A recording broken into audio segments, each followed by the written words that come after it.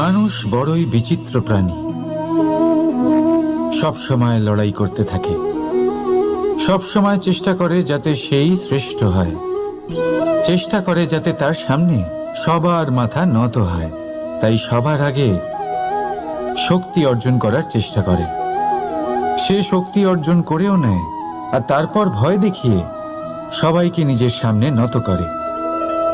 কিন্তু একটা গুরুত্বপূর্ণ কথা ভুলে যায়, বুঝতেই পারে না। দেখুন, আমি আপনাকে একটা উদাহরণ দিই। আপনি নিশ্চয়ই বৃক্ষ এবং তার ডালপালা দেখেছেন, যা ফলের ভারে নিচু হয়ে যায়।